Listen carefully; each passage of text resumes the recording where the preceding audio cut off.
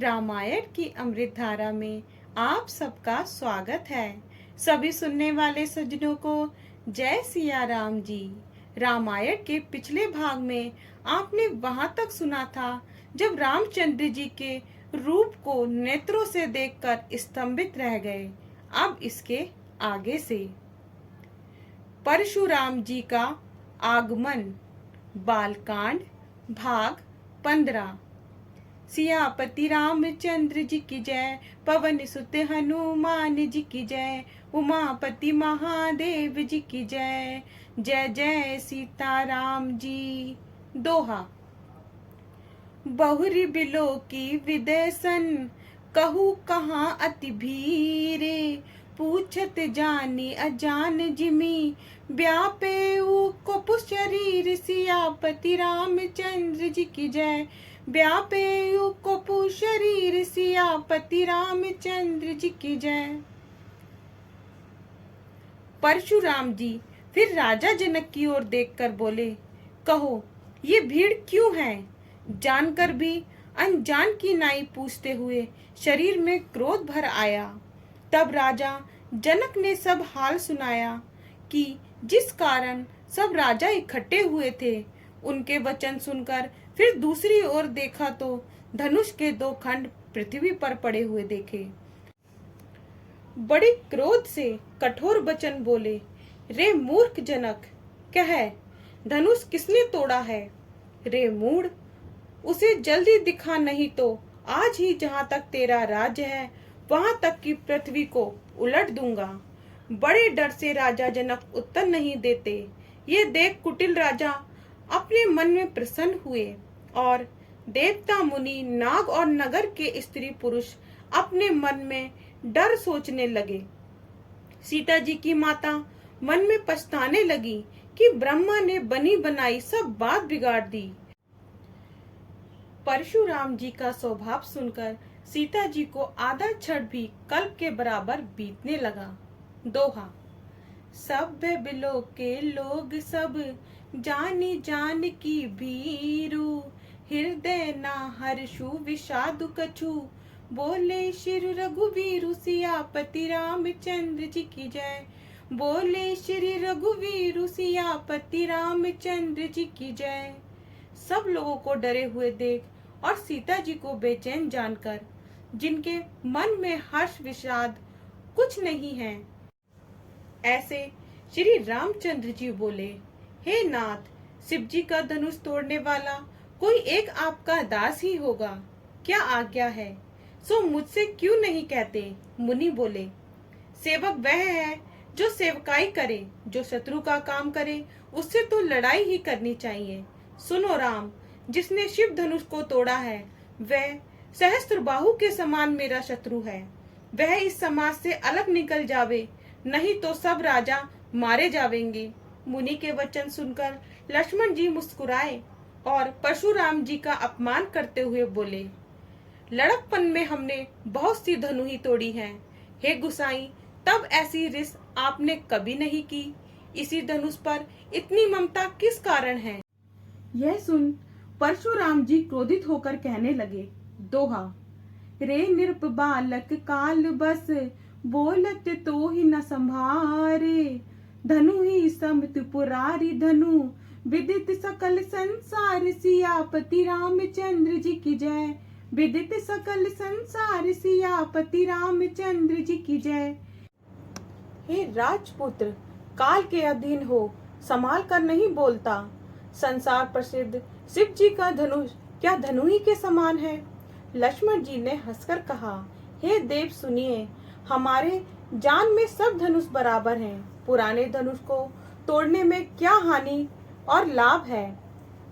ये छूते ही टूट गया, इसमें रामचंद्र जी का दोष नहीं है। हे मुनि, बिना प्रयोजन क्यों क्रोध करते हैं? परशुराम जी फरसे की ओर देखकर बोले, हे शट, तूने मेरा स्वभाव नहीं सुना? बालक जानकर मैं तुझे नहीं मारता हूँ। हे जड़, तूने मुझे केवल मुनि ही जाना है। मैं बाल ब्रह्मचारी और बड़ा क्रोधी हूँ और जगत में क्षत्रिय वंश का वैरी प्रसिद्ध हूँ। अपनी भुजाओं के बल से पृथ्वी को बिना राजाओं की करके अनेक बार उसे ब्राह्मण को दे दिया है। हे राजकुमार, सहस्त्रबाहु की भुजाओं को काटने वाले इस फरसे को तू देख। दोहा। मातु पिता ही जानी सोच बस, करसी महिष किशोर, गर्भन के अभरक दलन, परसु मोर अति घोर, सियापति रामचंद्र जी की जय। परसु मोर अति घोर, सियापति रामचंद्र जी की जय। हे राजकिशोर, ये कुठार गर्भों के बालकों को मारने वाला बड़ा भयानक है। लक्ष्मण जी हंसकर मधुर वाणी से बोले, मुनीश्वर अपने को बड़ा शूरवीर मानते हैं, इसी से मुझे बारंबार कुठार दिखाकर फूंक से पहाड़ उठाना चाहते हैं। कुठार और धनुष बाण देखकर ही मैंने अभिमान के साथ कुछ कहा है। भृगुवंशी ब्राह्मण समझ जनेऊ देखकर ही जो कुछ आपने कहा वह मैंने सहा है। देवता, ब्राह्मण, हरि भक्त और गाय पर हमारे कुल में शूरता नहीं दिखाई जाती। मारने में पाप व हारने में अब कीर्ति है। मारे तो भी आपके पांव ही पड़ेंगे। कठोर वज्र के समान तो आपका वचन ही है। आप धनुष बाण और कुठार को व्रता ही धारण किए हुए हो। दोहा। जो बिलो की अनुचित कहेऊ, क्षमऊ महामुनि धीरे, सुनी सरोस भृगुवंश मणि, बोले गिरा गंभीर, सियापति रामचंद्र जी की जय। बोले गिरा गंभीर, सियापति रामचंद्र जी की जय। हे धीर महामुनि, इन्हें देखकर मैंने जो अनुचित कहा है उसे क्षमा करो। ये सुनकर परशुराम जी क्रोधित होकर गंभीर वाणी से बोले, हे विश्वामित्र, सुनो, ये बालक कुबुद्धि और कुटिल है, कालवश अपने कुल का नाशक बन रहा है। ये सूर्यवंशी रूपी चंद्रमा में कलंक है, बहुत ही स्वतंत्र, मूर्ख और निडर है। क्षण मात्र में ये काल का ग्रास हो जाएगा। मैं पुकार कर कहे देता हूँ, फिर मुझे दोष नहीं देना। जो इसे बचाना चाहते हो तो हमारा प्रताप, बल और क्रोध बताकर इसे मना कर दो। लक्ष्मण जी ने कहा, हे मुनि, अपना सुयश आपके रहते कौन वर्णन कर सकता है। आपने अपने मुख से अपनी करनी अनेक बार बहुत भांति से वर्णन की है। जो संतोष नहीं हुआ हो तो फिर कह डालिए। रिश्कों को रोककर असह दुख मत सहिए। आपकी वीर व्रति है, आप धैर्यवान हैं, गारी देते शोभा नहीं पाते। शूरवीर समर भूमि में अपनी वीरता दिखलाते हैं, अपने आप को कहकर नहीं जनाते। रण में अपने शत्रु को पाकर कायर पुरुष बकवाद करते हैं। आप तो काल को मानो हाक लगाकर बारंबार मेरे लिए बुला रहे हैं। लक्ष्मण जी के कठोर वचन सुनते ही परशुराम जी ने अपना भयंकर कुठार सुधार कर हाथ में पकड़ा और कहा, अब लोग मुझे दोष ना दें। ये कटु वचन बोलने वाला बालक मारने ही योग्य है।